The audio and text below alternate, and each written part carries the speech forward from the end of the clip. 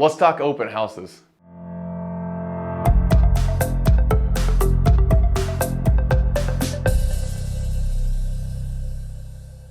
Hey guys, I'm Zach Sykes at Homestead & Co. Today I want to chat with you a little bit about open houses and how we capture more leads and deals from open houses. A lot of agents always have sign-in sheets for people to sign in at open houses. Guys, I don't like that. I like to get to know folks, make them feel comfortable. And so I'm going to give you another option, another strategy that we use to get to know folks at a higher level during an open house. It starts with the entrance and the greeting. So when somebody first walks in, it starts really simple. Hi, I'm Zach. And then really good pause until they say their name. You can jot that down on your notepad, whatever you have with you.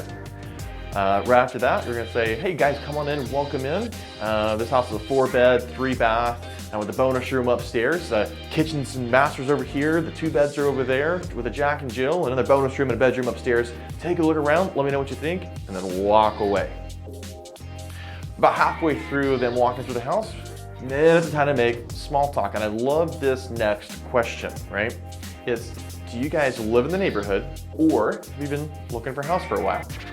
Now, if they say they live in the neighborhood, that's fantastic. You just met a seller, right? So now it changes our conversation because typically people that live in the neighborhood that look at open houses are considering moving from their house sometime in the next year. They're checking out their competition. So use that to your advantage when you're talking to them as they're walking through your open house.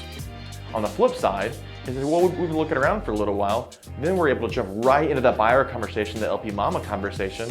That's awesome. Where are you looking? Location? What price range? Great.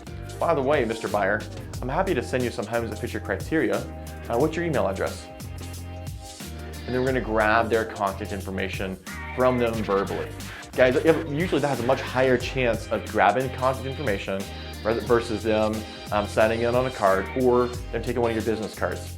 If you have their information, you have a much higher chance of converting that lead into a client, and you have control back where you can be proactive with your clients instead of having to wait back and hope and pray they give you a call.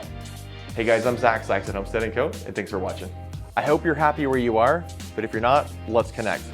Reach out to me at Zach, Z-A-C-H, at homesteadrealtyco.com.